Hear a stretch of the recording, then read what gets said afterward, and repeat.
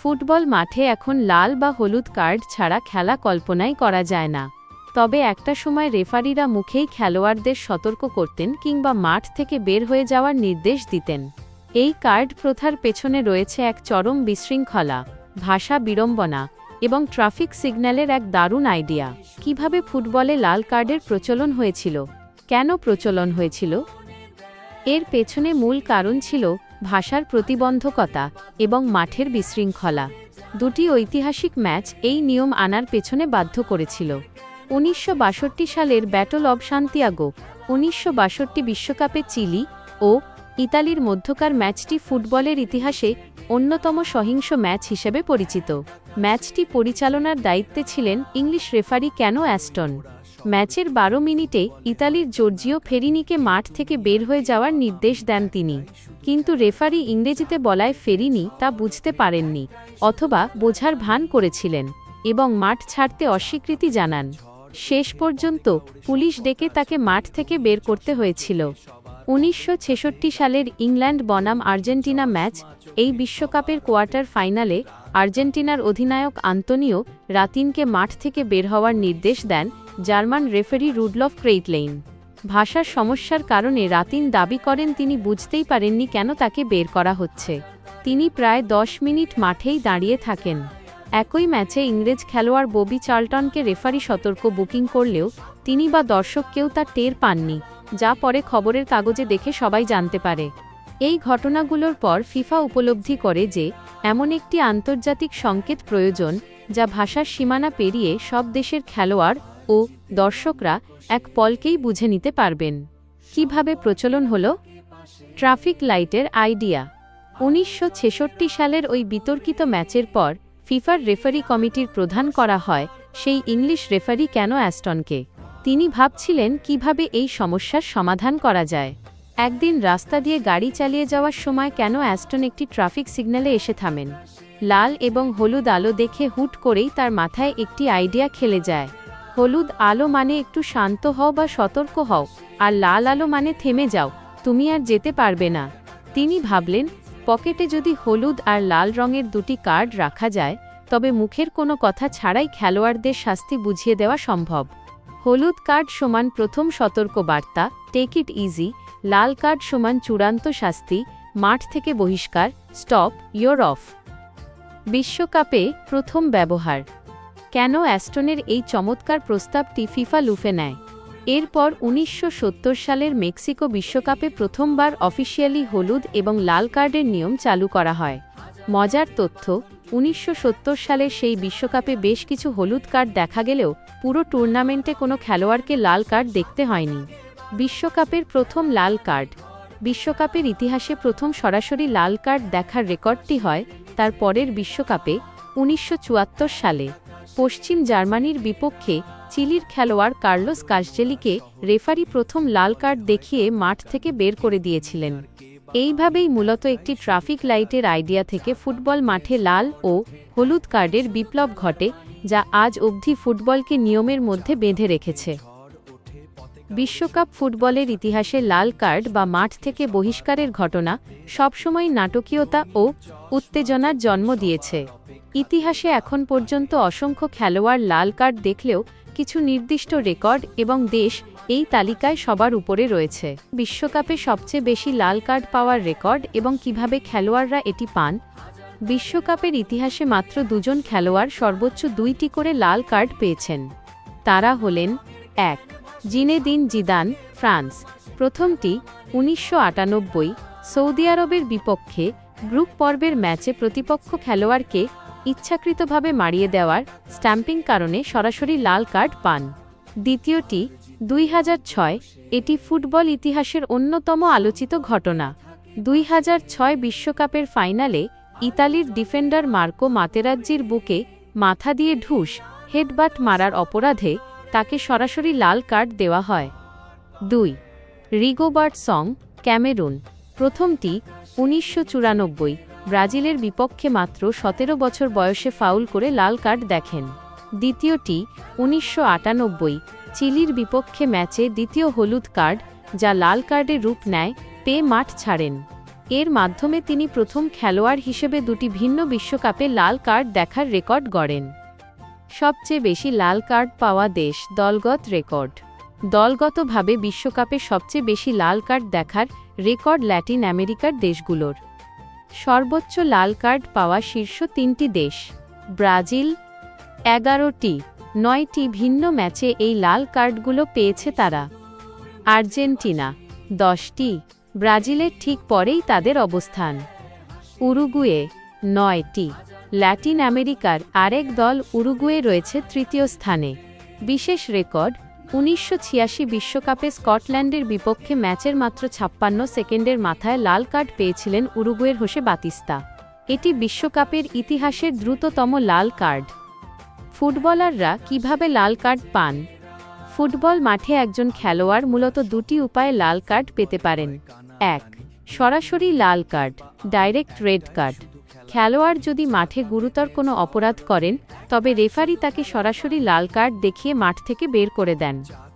এর প্রধান কারণগুলো হল: মারাত্মক ফাউল, প্রতিপক্ষ খেলোয়াড়ের ক্যারিয়ার হুমকিতে ফেলে এমন বিপজ্জনক ট্যাকল বা আঘাত করা; সহিংস আচরণ, মাঠে মারামারি করা, কাউকে থুতু দেওয়া, কামড়ানো কিংবা জিদানের মতো হেডবুট করা; ইচ্ছাকৃতভাবে গোল ঠেকানো।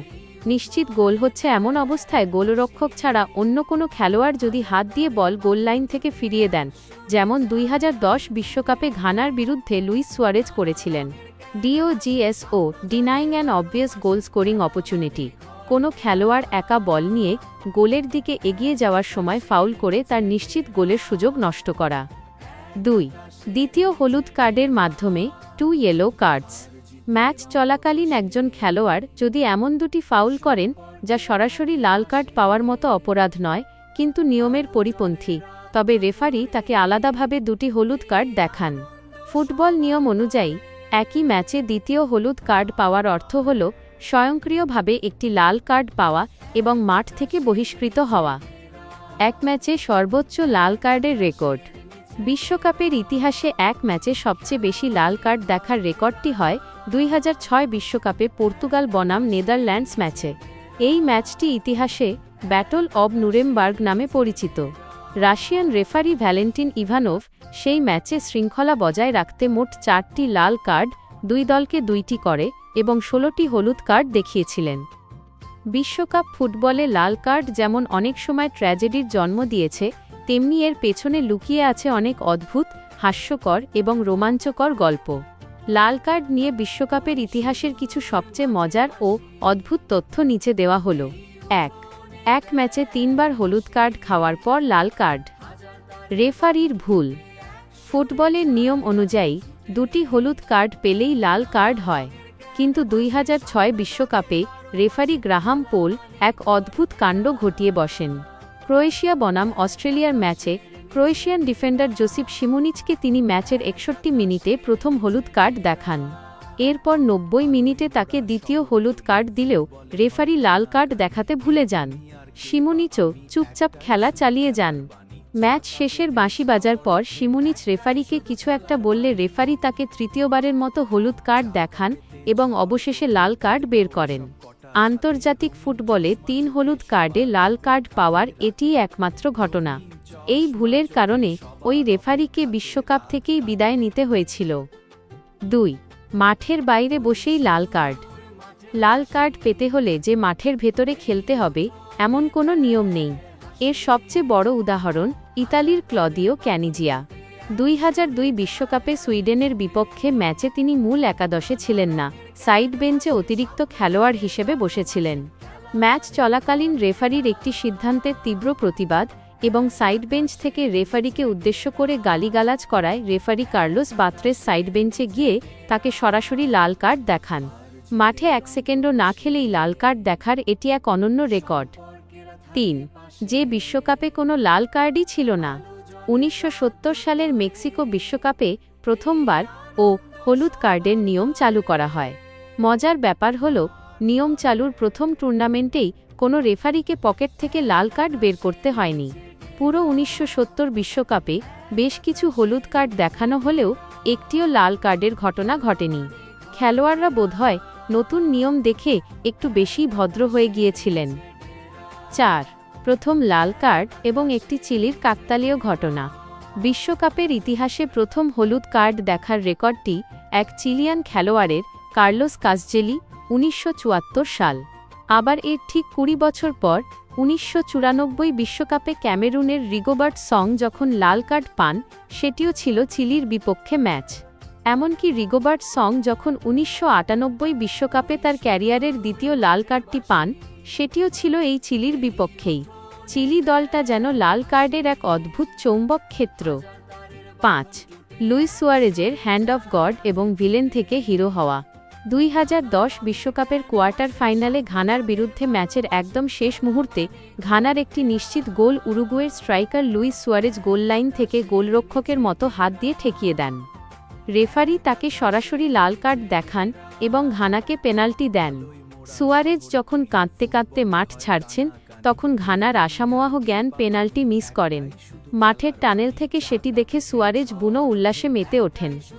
শেষ পর্যন্ত উরুগুয়ে টাইব্রেকারে জিতে সেমিফাইনালে যায়। লাল কার্ড পেয়েও দলের কাছে ত্রাতা বা হিরো বনে যাওয়ার এমন ঘটনা ফুটবলে বিরল। 6.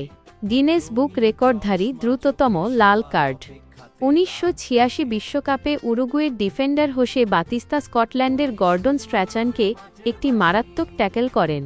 ম্যাচ শুরু হওয়ার পর দর্শকরা ঠিকমতো সিটে বসার আগেই মাত্র 56 সেকেন্ডের মাথায় রেফারি বাতিস্তাকে লাল কার্ড দেখিয়ে মাঠ ছাড়া করেন। এটি বিশ্বকাপের ইতিহাসে দ্রুততম লাল কার্ডের গিনেস ওয়ার্ল্ড রেকর্ড।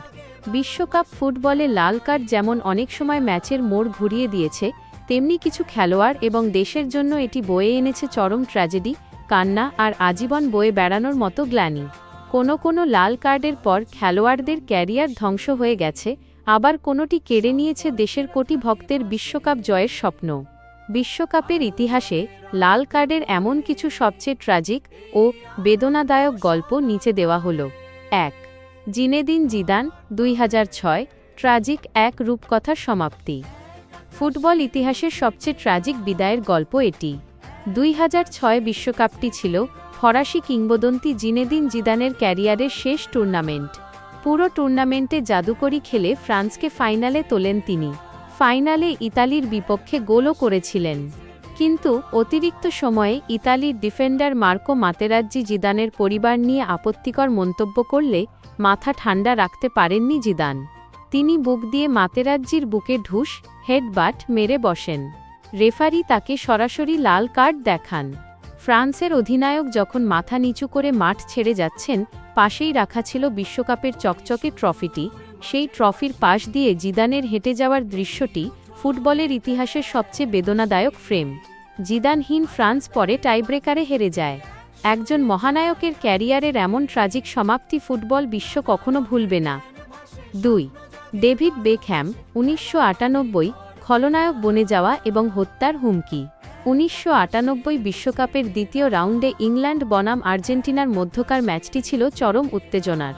ম্যাচের দ্বিতীয়ার্ধের শুরুতে আর্জেন্টিনার দিয়েগো সিমিওনে ইংল্যান্ডের তরুণ তারকা ডেভিড বেকহ্যামকে পেছন থেকে ধাক্কা দিয়ে ফেলে দেন। মাটিতে পড়ে থাকা অবস্থায় বেকহ্যাম রাগ সামলাতে না পেরে পা দিয়ে সিমিওনেকে হালকা লতিয়ে কিক মারেন।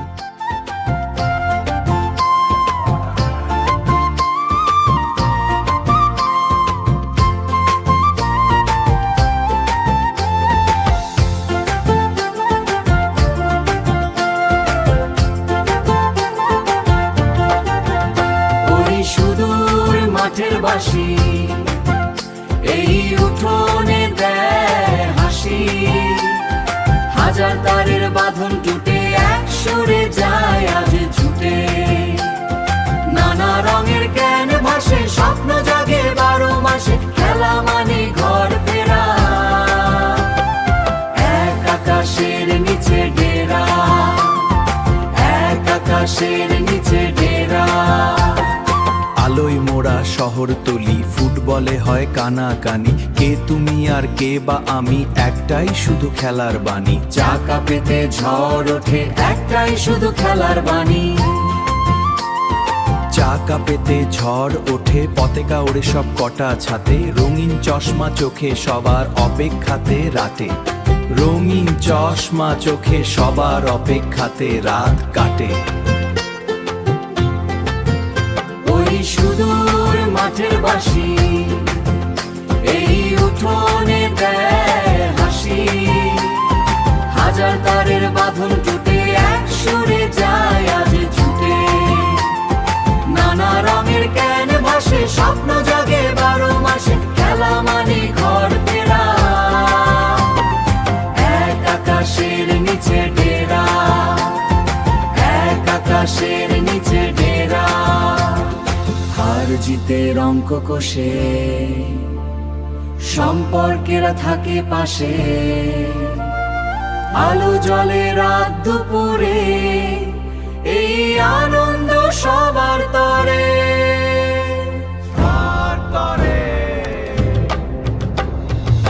এক আকাশের নিচে ডেরা, এক আকাশের